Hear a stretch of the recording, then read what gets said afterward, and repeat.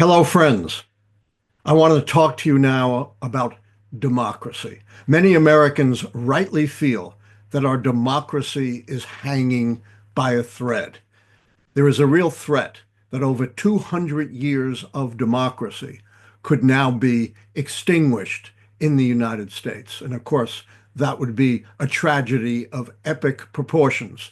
Democracy is precious, but like all precious things, it can be destroyed. Throughout the 21st century, all over the world, democracy has been in sharp decline. Today, the vast majority of the world's peoples do not live in a fully functioning democracy. And democracy typically is lost from within, not through external conquest. And we are in danger now of losing our democracy from within. It's very easy to despair at this time of darkness. It's very easy to shut yourself out from the world and just hide in the darkness. I understand that.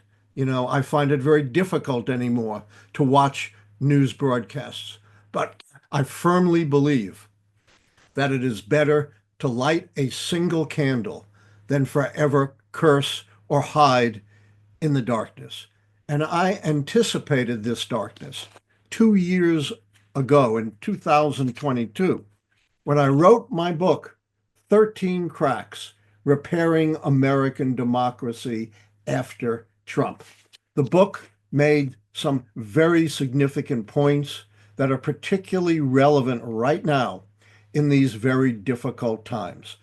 Number one, it made the point that it was not just Trump that threatened our democracy, but rather we have major holes in our society, our politics, and our laws that any authoritarian-minded leader can exploit. It wouldn't be just Trump. It could be any like-minded leader after Trump is gone. Look at the way the entire Republican Party has rallied behind the obvious authoritarianism expressed by Trump. Look how the conservative movement embraces as their model Viktor Orban of Hungary, who has snuffed out the political opposition, snuffed out the free press, and essentially destroyed democracy in his country. And my book is a clarion warning about not just immediate, but long-term threats to our democracy. However, the book does more than sound the alarm. For each of the deficiencies in the American system, I have pointed out answers, solutions, the ways to repair a very shaky democracy. Pulitzer Prize-winning historian Jack Rakoff has said in my book, the question of whether our constitutional democracy will survive the next decade has become the most urgent problem of American politics. In his newest book, Allan J. Lichtman offers an acute diagnosis of 13 of the most troubling ailments vexing our political system and prescribes an ingenious remedy for each. Writing with an almost Madisonian concision, Lichtman makes an essential contribution to the growing literature of the danger of democratic decline. Now, many of the solutions that I have proposed are, in essence, long-term solutions that require actions by Congress and the president. We are not likely to get any of that over the next 4 years, though it's important maybe to point out a few of them. But there are some things that can be done immediately that don't require agreement by Republicans in Congress and the president. One of the hallmarks of authoritarians is gaslighting us, lying about every aspect of our politics, our society, and our economy. We can't stop them from lying, but we can do something that they absolutely hate, and that's fact check. And fact check has been almost entirely absent from the mainstream media. It occurs after the fact, after the lies have been put out, when it's just too late, when nobody is paying attention. However, we do have new technology that can fact check lies immediately. As I point out in my book, researchers at Duke University have developed technology for automated real-time fact checking. They're not going to check every single attempt at lies or gaslighting, particularly, those that are ambiguous. But so many of the lies and gaslighting are not ambiguous. They are obvious, and it will check all of those egregious lies in real time. It's just up to the independent media, so far as it still exists, to implement this technology and provide fact checking instantly, not after the fact. Now, speaking of lies and gaslighting, I want to talk to you about accuracy and bias in the media, because the problem is the way the media reports things. Ground News is a news service that compares media coverage from across the political spectrum. It gathers related articles from around the world in one single place, so you can compare how different outlets cover the same story, with context and visual breakdown about the source of the information, their political bias, how reliable their reporting practices are, and who owns them. Critical. These ratings are created through three independent news monitoring organizations. Take a look at the story on Trump announcing tariffs on Canada, Mexico, and China over border and drug concerns. Much of the coverage is center. You can also see the general factuality trend, where 77% of reporting on this are quote unquote highly factual, as well as the ownership. For this story, 10% of the news outlets are owned by independent news. This headline from right sources focus on using terms like quote unquote migrant crisis, bend the knee, vows, and promised.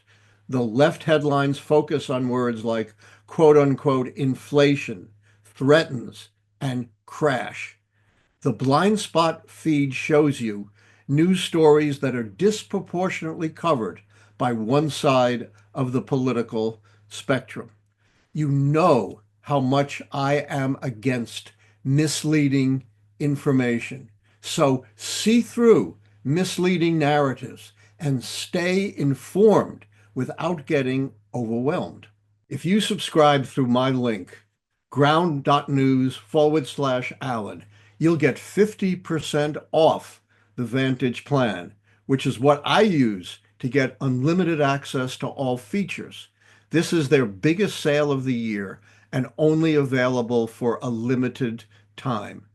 I think Ground News is doing important work, and they are subscriber supported, so I hope you'll check them out like I have. Another thing that media can do immediately without action by Congress or the president is to continue the trend that started during the first Trump administration of filing lawsuits to protect their independence and autonomy, and at the same time continue and greatly expand their educational outreach. We've seen consortiums of news organizations begin to form to educate the American voter and the American people. It's very important that news organizations now expand that activity. Here are things that we can do over the long term to protect our democracy. One of the big threats to our democracy is foreign interference on behalf of individuals and organizations that want to undermine our democracy. We need to pass laws requiring all candidates, all political organizations, under penalty of prosecution, to immediately inform the FBI with respect to any contact from any foreign entity. We also need to make it a law that we impose sanctions on any foreign governments seeking to interfere in our democracy. We can also do a great deal to keep a president from weaponizing the Justice Department, as Donald Trump has pledged. He's going to go after all his political enemies, even though they have committed no crimes whatsoever. We need to make public all of the now secret opinions of the Office of Legal Counsel within the Department of Justice. We need to disclose mandatorily any contact between the White House and the Department of Justice, and we need to make it illegal for the president or any of his subordinates to interfere in any of the prosecution decisions of the Department of Justice. We also need a new Conflict of Interest Act. We have seen immense conflicts of interest on the part of Donald Trump, who has far-flung interests all over the world, which may not coincide with American interests. We've also seen immense conflicts of interest on the Supreme Court, particularly with Clarence Thomas taking millions in largesse from a billionaire with a real interest in how the Supreme Court decides. We need new conflict of interest laws that would apply to the president and apply to the Supreme Court as well. They should not be getting away scot-free. We also need new laws to protect our democracy. We need new legislation to restore the pre-clearance provisions of the Voting Rights Act, which required covered jurisdictions with a history of discrimination to pre-clear any changes in laws and regulation with the Justice Department. Now, the only recourse to discriminatory laws is long, difficult, uncertain, and extremely expensive lawsuits. This may seem a little bit far-fetched, but we need to insert something in the Constitution that most people think is there, but it isn't, and that is the right to vote. Do you realize you do not now have a constitutional right to vote? We also need to tighten the Insurrection Act that Donald Trump has threatened to invoke against his political enemies, to limit it only to insurrections, rebellions, major uprisings that ordinary police forces cannot by themselves deal with. And we need to update the so-called Posse Comitatus Act to make sure we have strict limits on the use of the military against people within the United States. So here are some of the candles that we can light both immediately and over the long term to protect our democracy.